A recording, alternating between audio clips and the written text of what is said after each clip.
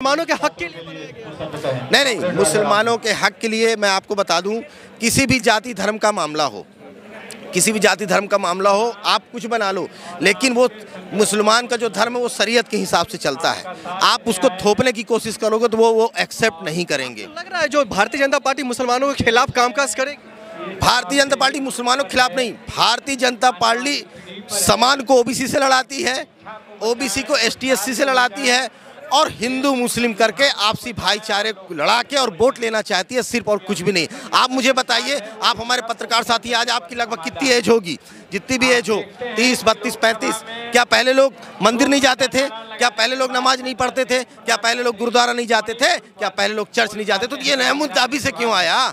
सिर्फ नरेंद्र मोदी, बीजेपी सिर्फ भाईचारे को खत्म करते हुए वोट लेना चाहती है, क्योंकि ईवीएम तो है। अभी जब जनता ये बोल रही है कि आप वैलेट से चुनाव करा, तो वैलेट से चुनाव नहीं करा रहे।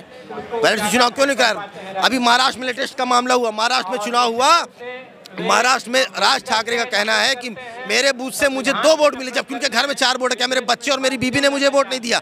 जब आप देखिए, जैसे वैलेट की चुनाव रिजल्ट आते हैं, बीजेपी कितनी पीछे रहती है, लेकिन जैसे ईवीएम के रिजल्ट आते हैं तो बीजेपी आगे हो जाती है। सबका साथ सबका विकास, इसमें मतभेद और भेदभाव कहाँ से? सबका साथ विकास नहीं, सिर्फ पूंजीपतियों का साथ और पूंजीपतियों का विकास, ये है भारतीय जनता पार्टी। और इस तरीके से भारतीय जनता पार्टी देश में काम कर रही है। भारतीय जनता पार्टी गरीबों को विनाश कर रही है। आप देखिए, पूरा प्राइवेट, रेलवे हो, माइंस हो, पोस्ट ऑफिस हो, सब कुछ को प्राइवेट किए दे रहा। आज देश का युवा बेरोजगार घूम रहा है। 2 युवा, आज 18 साल का था, आज वो युवा 40 के आसपास का पहुंच रहा है। देश के प्रधानमंत्री को रोजगार के सिवा सब दिख रहा, हिंदू मुस्लिम दिख रहा, एसटी/एससी ओबीसी सब में भेदभाव डाल के आपसी भाईचारे को लड़ा के और देश को बांटना चाहती है बीजेपी। अल्पसंख्यक मंत्री किरण रिजिजू साहब कह रहे हैं जो मुसलमान समझ नहीं पा रहे मुसलमान भाई।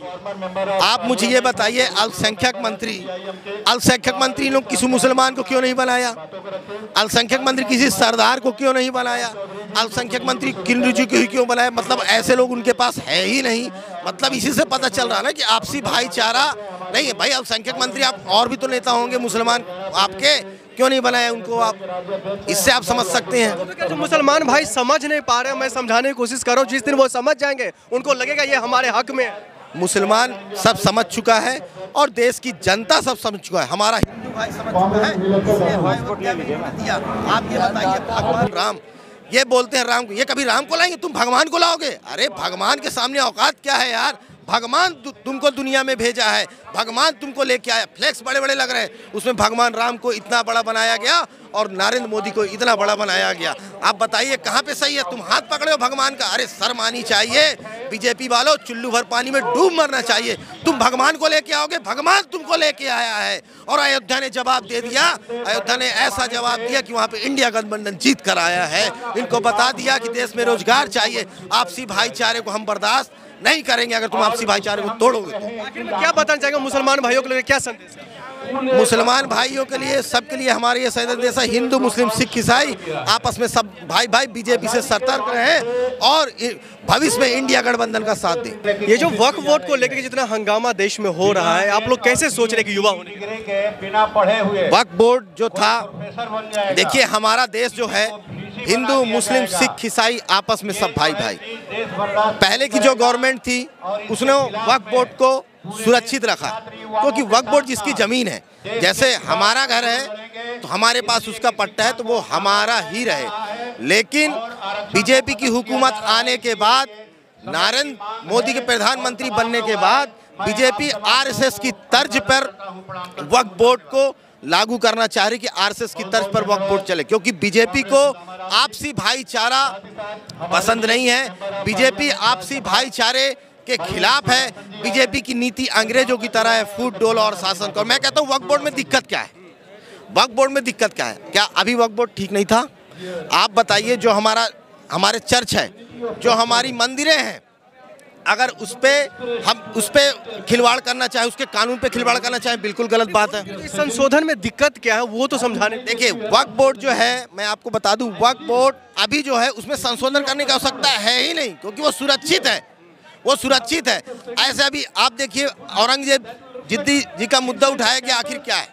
औरंगजेब जिद्दी के बारे में आप पत्रकार साथी हैं, आप कहते औरंगजेब जिद्दी ऐसे थे, सिर्फ बीजेपी के द्वारा भ्रम फैलाया जा रहा था। औरंगजेब जिद्दी हिंदू बेटियों की शादी करवाया, औरंगजेब जिद्दी ने हिंदू मंदिरों को बनवाया, ये बीजेपी का प्रोपेगेंडा है, झूठ बोला। आप किताब उठा के देख लीजिए कि औरंगजेब जिद्दी तो अजमेर भी गए थे, अजमेर में भी उन्होंने कोड़ा मरवाया, लेकिन जब वहां से आवाज आई कि औरंगजेब जिद्दी मैं हूँ, ख्वाजा गरीब नवाज जब ये कहा तो औरंगजेब जिद्दी ने तुरंत, जिस चीज में शक्तिशाली, जिस चीज में शक्ति है उसको औरंगजेब मानते थे, एक्सेप्ट करते थे। ये बीजेपी का प्रोपेगेंडा है।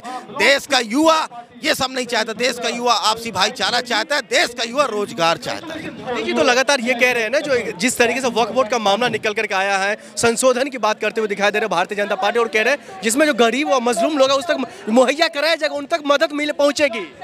मैं आपको बता दूं, वक्फ बोर्ड में शायद बीजेपी और देश के प्रधानमंत्री जी को अभी इसकी जानकारी नहीं है। वक्फ बोर्ड में गरीब लोग ही हैं।